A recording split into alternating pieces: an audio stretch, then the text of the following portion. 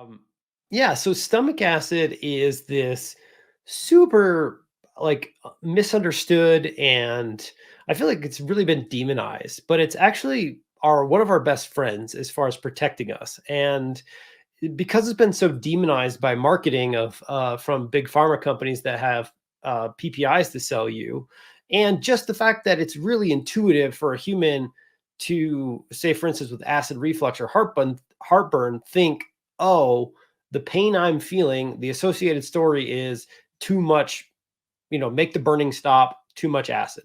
And unfortunately, that is not the actual medical truth. That's not what's actually happening. And that's just really confusing, confronting, and it puts stomach acid in this like bad guy territory, when in the fact stomach acid is doing a number of really important functions for us when it's properly strong enough or properly acidified enough down there. Number one, it's killing all kinds of bugs and germs and things like that that are on our food or in our water or whatever we're drinking. This is a very important immune defense mechanism.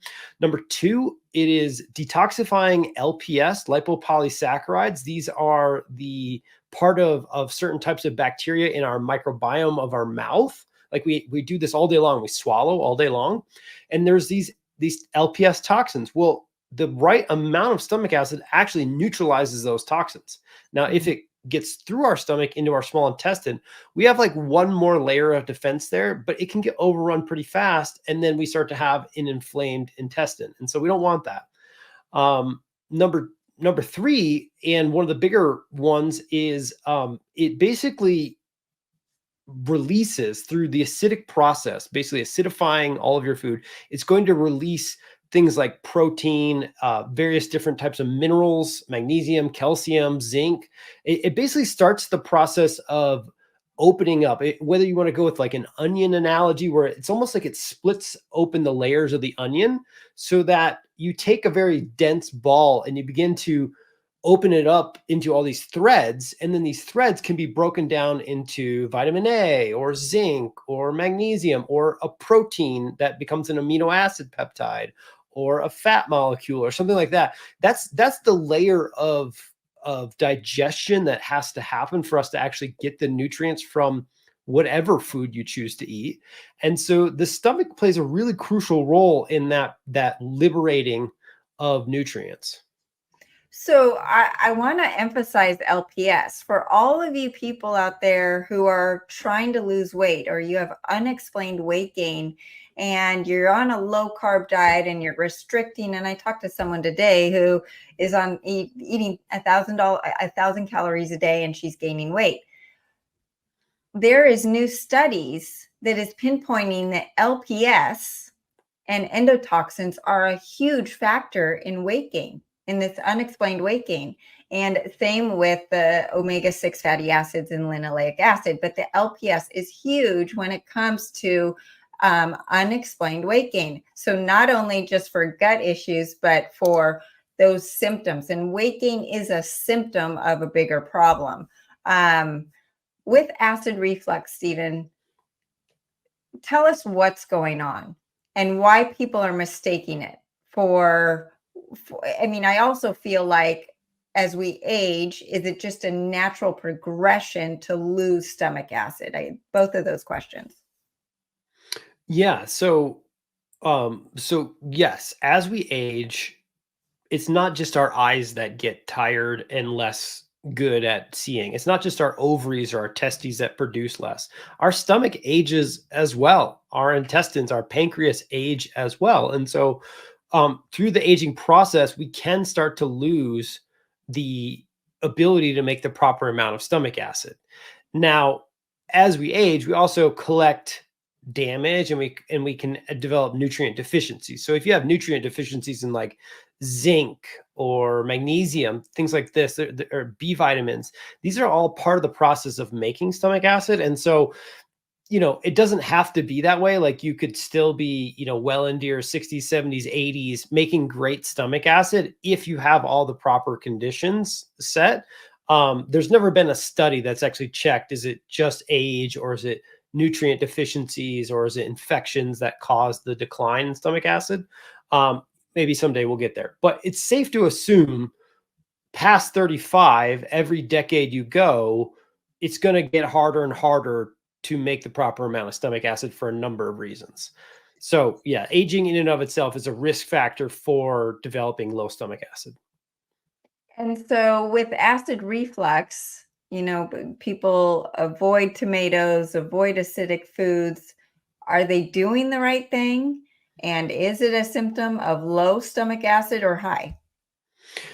So the answer is it depends. And that's not what people want to hear, but it's the truth. And so the truth is it's not one way or the other way. There's several mentors I've had throughout my career, Dr. Jonathan Wright, Dr. Steven Sandberg Lewis. These guys were forward-thinking, integrative doctors who had a device in their office where they could actually measure the pH of your stomach. They could actually measure stomach acid. And so when people came in and complained of heartburn, acid reflux, IBS, they tested everybody, and they reported that 70 to 80% of people who have these symptoms scored low on stomach acid, meaning they complained of conditions that are commonly called high acid conditions. However, the tests showed that they actually had low acid. So it's not everyone, but it's a 70 to 80% is a pretty strong possibility that if you have these issues, you probably have that condition. The reason why it happens becomes more complex, and it's where people get really lost and they kind of they tune me out a little bit. But basically, think about this. If you leave a kombucha or something, a yogurt-based drink in your car in the summertime, I hope you don't do this. Please don't do this test, because if it explodes, like has happened to me one time, it is a nightmare. It's terrible. But if you take heat and you take live bugs with something to eat, there's like a bloom, right? Nature blooms to devour whatever type of food it can. Life just lives. That's what it does. And so inside of a stomach that has low stomach acid, that kombucha bloom happens, right? Our bodies are warmer than where the food is typically at, and then we have bugs in our stomach, and if the food sits there too long, it will begin to ferment, basically. And fermentation creates gas, it creates pressure, just like what happened in the kombucha thing. And so we have these little sphincters at the bottom, or at the top of our stomach, at the bottom of our stomach, and the top sphincter can be pushed open by too much pressure and too much gas. And when it gets pushed open, then there's going to be an escape of that gas, and maybe a little acid will actually come with it. And that's typically what we feel when we feel heartburn or acid reflux. Now, when I said it depends, it's because there are a number of other conditions that are also could be happening. Like, they're much more rare. These are things like hiatal hernias, Barrett esophagus, actual ulcers. So there are other medical conditions that you should rule out if you can get an endoscopy to rule them out, or some sort of CT imaging, because there are rare cases of other medical issues that will feel like heartburn, that are heartburn, and they should not be sort of you would want to do other things than do what we're about to talk about, where we take more acid to actually correct something that is a low acid state. Which makes it doesn't make sense for the person that is experiencing acid coming up their throat. They're thinking they have too much. And yes, it's acid, but it's not as strong as it's supposed to be, right? It's not at the below 2 pH. And I want to touch on one of the main roles of stomach acid you mentioned was killing foreign pathogens. I was prone to getting E. coli and salmonella, and it didn't matter what I ate. I would get it, and then I'd get bloated. It would change my stools, and I could tell right away. And it's like, God, why does this keep happening to me? Steven, I have not had any of that once, or even a glimpse of it since I've started your HCL Guard.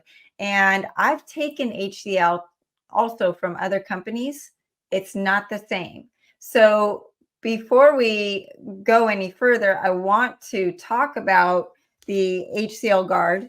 I will not go without it. I take 2 with every meal, and it's fantastic. It makes me feel like my food is being broken down quickly, effectively. I feel the energy from it. There's no bloat. There's no misstep. There's no feeling sluggish after a meal. You don't understand. I was the person that would go to a restaurant, and as soon as I had a bite of food, I'd be uncomfortable to sit there because I'd have trapped gas up under my ribs and my stomach would feel bloated. I'd always think about, okay, what am I going to wear so that I'm comfortable sitting through the meal and having to get home before I get to put my sweats back on. So I don't have that anymore. And there's something different about this supplement. So let's get into what is different about HCL Guard and why it is helping with the stomach acid. Yeah. So again, let's I'm gonna try to, if you're listening to this, I'm gonna try to create a visual idea. So think of like a balloon, like the kind you blow up for like a kid's party or something. Your stomach is not really a balloon, but it's a type of a balloon where we're going to eat a food like our dinner or whatever, and we're going to drink whatever we drink, and it's going to fill up into this sort of sac. And this sac also emanates acid and an enzyme called pepsin and intrinsic factor, other things in there. And it's trying to bring that whole mass of liquid and food down to a pH of 2 or less. And when it gets down to 2, 1.8, 1.5, the bottom of the stomach, that sphincter at the bottom of the stomach, starts to open and it starts to release little squirts of food. It's like a little squirt, like every few seconds, into the small intestine. And so that's a healthy stomach. That's a healthy digestive tract, how it starts. And so if the release of stomach acid does not happen in an appropriate time or appropriate manner, it doesn't kill those fermenting bacteria, which, like you were talking about, then you start to get bloating, like not even that long after you started eating, like barely after the end of the meal, you're like, oh my gosh, what is happening? Not again. That's partially what's happening right there, is like literally your acid levels are not strong enough to kill off those fermenting bugs. And so you're having this fermentation reaction that's happening. So what we want to do, again, slightly counterintuitive, but if our stomach is incapable of making its own acid, we can supplement with acid with each meal to, again, lower the pH, which is so counterintuitive. It took me like 10 years to be able to talk about this. It's so counterintuitive, but we want to lower the pH down to that appropriate 2.0 or lower level. And then everything really begins to work like clockwork again. And this is going to help with your motility. So if you struggle, like you alternate between loose stools and constipation, or you struggle with one or the other, both of those conditions are a motility-based condition. Things are moving too fast or they're moving too slow. And so one of the biggest drivers of motility is the stomach acid, the dumping of the nutrients. It's called chyme from the stomach down into the small intestine. And so improper stomach acid typically will also then lead to digestive conditions with the stool. So like diarrhea, constipation, things like that. So going back to supplementing, betaine HCl is the acid. Pepsin is the protein degrading enzyme. And so there's a lot of products out there, like hundreds, maybe thousands of betaine HCLs with pepsins.